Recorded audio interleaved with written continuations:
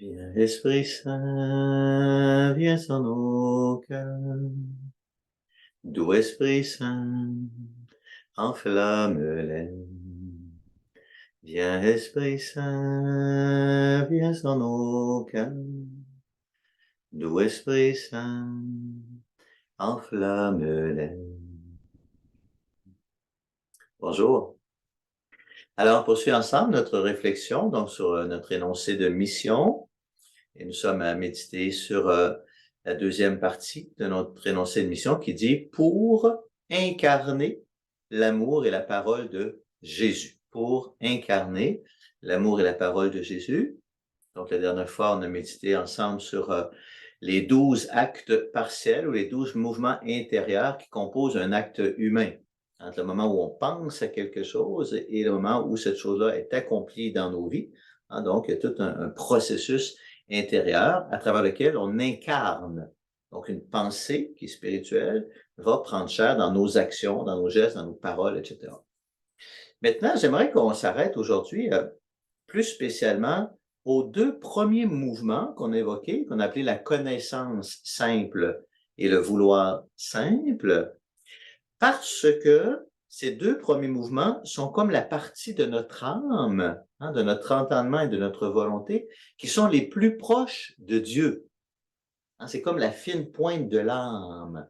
La connaissance simple nous met presque en relation directe avec Dieu, et le vouloir simple aussi. Voyez?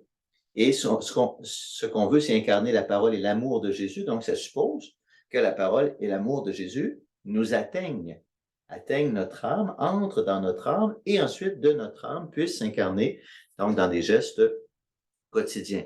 Donc, connaissance simple et vouloir simple, ça peut évoquer, si vous voulez, ce que Jésus va dire dans son évangile, « Heureux les cœurs simples ». Heureux les cœurs simples. Parfois, on va traduire « Heureux les pauvres en esprit », les pauvres de cœur. Vous voyez, cette simplicité de cœur, et qui va revenir dans l'Évangile à plusieurs endroits, où entre autres, à un moment donné, Jésus va dire « Sois béni, Père, d'avoir caché cela aux sages et aux intelligents et de l'avoir révélé aux tout petits. » Donc, le cœur simple. Donc, il y a une simplicité dans la connaissance et dans le vouloir qui facilite, rend possible une proximité avec Dieu. Et on s'arrête un petit peu à ça. Alors, on revient à l'exemple qu'on a partagé la dernière fois, qui était de faire la vaisselle. Vous vous souvenez, on avait dit la connaissance simple, c'est le constat, il y a de la vaisselle à laver. Et le vouloir simple, c'est de consentir à ce constat. Oui, c'est vrai, je reconnais qu'il y a de la vaisselle à laver. Et on s'était dit, c'est normal, on ne peut pas faire autrement. Et vous avez dit, oui, il y a plein d'occasions dans nos vies où on refuse de reconnaître la réalité toute simple qui est là. Réalité toute simple. Alors, je vous donne quelques exemples. Donc, un premier exemple assez connu, c'est devant la souffrance. Devant la souffrance, devant une réalité trop souffrante, va s'éveiller en nous ce qu'on appelle le déni. Par exemple, voilà, le téléphone sonne, vous répondez « Bonjour, je suis un agent de la Sûreté du Québec, vous êtes bien Madame Tremblay. Alors, votre enfant, votre fils, votre fille a eu un accident, et puis il est mort. » Et là, non, c'est pas vrai, c'est pas possible, ça se peut pas. Vous voyez, donc, il y a une réalité, et là, tout de suite, un mouvement intérieur de volonté qui refuse la réalité, un déni de la réalité. Et parfois, vous avez connu des situations comme ça, ce déni va demeurer. Même si j'ai vu mon enfant mort, même si on l'a enterré, même s'il est parti depuis des mois, parfois des années, il y a comme un déni de la réalité, un refus de cette réalité, et là qui a un impact sur toutes mes décisions et tout mon agir. On pourrait avoir la même chose, par exemple, devant une maladie. Vous rencontrez votre médecin, voilà, votre cancer a évolué, il n'y a plus rien à faire, il vous reste 3 mois à vivre. Non, c'est pas vrai. Je vais pas mourir. Non. Et là, vous voyez, donc ça a un impact. Si j'accueille le réel, et là, je vais prendre des décisions en fonction de ça, il me reste quelques mois à vivre, donc il y a des manières de vivre ces derniers temps, ou si je dis non, je le refuse, et je vis comme si je n'allais pas mourir. Et là, quand je vous dis ça, je ne porte pas un jugement sur la personne et sur les attitudes des personnes, mais c'est juste d'être conscient que il y a une réalité que je peux accueillir ou ne pas accueillir, hein, être d'accord ou ne pas d'accord avec la réalité, ça a un impact sur ma vie.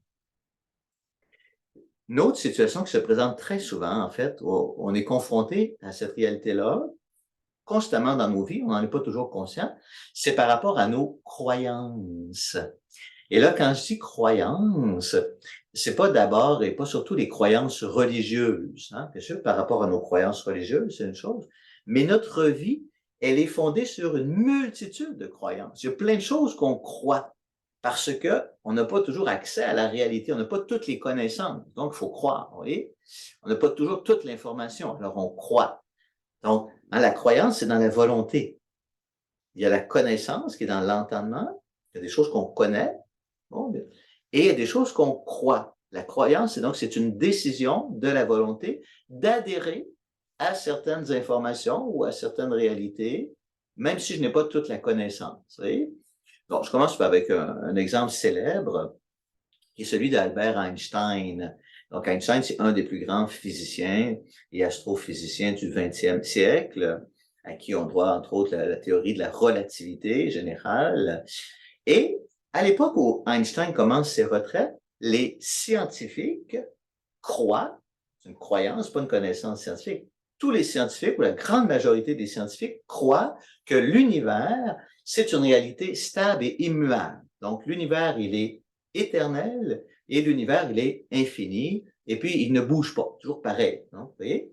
Alors, Einstein commence ses calculs, et dans ses calculs, il aboutit à une conclusion de ses calculs que l'univers ne peut pas être stable. Il faut que l'univers soit en mouvement. Et là, devant ça, il dit, mais non, ça se peut pas. Vous voyez? Et alors, à cause de ses croyances scientifiques, hein, des croyances, il va modifier ses calculs pour aboutir à ce qu'il veut démontrer et non pas la réalité. Vous voyez? Hein? Bon, après coup, hein, plusieurs années plus tard, il va se corriger. Mais donc, ses croyances ont influencé sa perception du réel. Même si le réel disait le contraire, non, il n'a pas voulu. Alors, dans notre vie, il y a plein de croyances comme ça. Durant la pandémie, on a constamment été confrontés à ça parce que on était devant des réalités nouvelles qui arrivaient comme ça. Donc, d'abord, on avait plein d'informations qu'on recevait. On n'avait pas le temps toujours de vérifier les informations. Plein d'informations, des fois, qui se contredisaient. Donc, au niveau des connaissances, il y avait plein de choses qu'on ne savait pas. Alors, on est obligé de vivre à partir de nos croyances. Est-ce que je crois que le port du masque, c'est vraiment efficace ou j'y crois pas?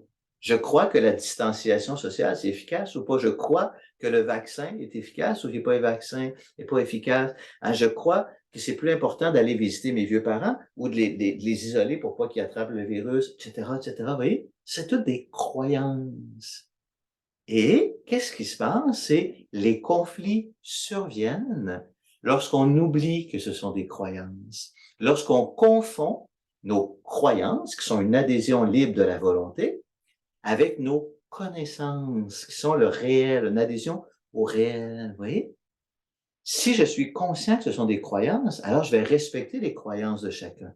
Et on a le droit de vivre à partir de nos croyances. Mais si je pense, si je crois que mes croyances sont la réalité, hein, je crois savoir quelque chose, alors là, je vais me braquer. Ah, voyons donc, comment ça se fait que toi, tu penses pas comme ça? C'est ça la réalité. Non, c'est pas la réalité, c'est tes croyances. Vous voyez? Et c'est la même chose dans nos conflits intérieurs. Nos conflits intérieurs naissent la plupart du temps d'une confusion entre la réalité, notre connaissance de la réalité, et nos croyances. Hein?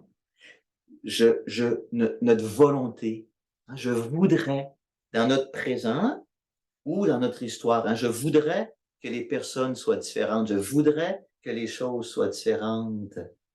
Et là, au lieu d'accueillir le réel, je me braque hein, sur ma volonté, ce que je voudrais. Quand je regarde mon histoire, j'aurais aimé que mon histoire soit différente. Je voudrais avoir eu des parents différents. Je voudrais avoir vécu ou pas vécu telle ou telle chose. Vous voyez? Ça, c'est dans la volonté. C'est pas le réel. Et quand je confonds le réel et mes croyances, mon vouloir, alors il se crée un conflit intérieur. Et pour nous, comme croyants, on fait appel à nos croyances, on le sait, la résolution de ce conflit va venir principalement par l'accueil de notre réalité, l'accueil du réel, parce que nous croyons que Dieu est à l'œuvre dans le monde. Nous croyons que notre vie repose entre ses mains. Nous croyons que tous les événements de nos vies peuvent concourir à notre bien, à notre bonheur. Parce que nous croyons cela, alors nous apprenons à accueillir le réel, la réalité de mon histoire, la réalité de mon présent, la réalité de ce que je suis actuellement dans mon corps, dans mon état de vie, etc. Et en accueillant, plus j'accueille le réel, plus j'accueille ma réalité, alors on va toucher à ce qu'on appelle le réel divin. Le réel divin. La réalité divine qui est présente à l'intérieur de la réalité humaine, de ce qui nous entoure, de ce que l'on vit, de ce que je suis, de toute mon histoire, etc. On entre dans ce mouvement d'accueil de la réalité. Donc, on ne laisse pas notre volonté décider de ce que devrait être la réalité. Il y a une réalité. Et là, on revient donc à cette connaissance simple. C'est cela. Voilà. C'est ma réalité. Et le vouloir simple, qui repose sur ma croyance en Jésus-Christ, c'est d'adhérer simplement à cette réalité avec la certitude que dans cela, Dieu agit. Et vous comprenez tout de suite que notre modèle, c'est la Vierge Marie. La Vierge Marie, en particulier, en ce moment percutant de l'Annonciation. Et donc, il y a un réel divin qui vient à elle, un ange, quand même pas rien, qui vient lui annoncer quelque chose d'incroyable. Donc, il y a cette réalité-là, l'ange dit cela, bon. Et alors, elle fait uniquement consentir à cela. OK.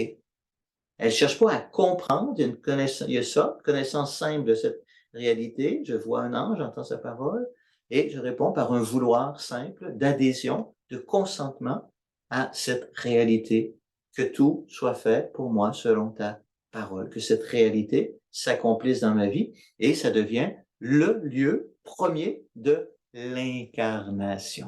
Vous voyez? Le mouvement de l'incarnation. Incarner l'amour et la parole de Jésus. C'est cela qui va se passer en Marie. Et Marie demeure donc pour toujours le modèle de l'incarnation et le lieu de l'incarnation. On en reparlera, bien sûr, quand on méditera sur cette autre partie de notre énoncé de mission, à l'école de Marie. En fait, il faudrait dire en Marie et à son école, pour être plus précis, mais on en reparlera. Donc, pour aujourd'hui, on est invité à prendre le temps de regarder humblement dans nos vies. Est-ce qu'il y a des moments où j'ai refusé la réalité? Qu'est-ce que ça a provoqué dans ma vie? Est-ce qu'il y a eu des moments où il y a eu des retournements, des conversions où j'ai dit, OK, j'ai consenti à ma réalité présente, à mon histoire. Qu'est-ce que cela a produit dans ma vie? Connaissance simple, vouloir simple, comment cela nous met en relation avec Dieu, parce que Dieu, il est la source de tout ce qui existe. Alors moi, je vous accompagne de ma bénédiction, au nom du Père, du Fils et du Saint-Esprit. Amen.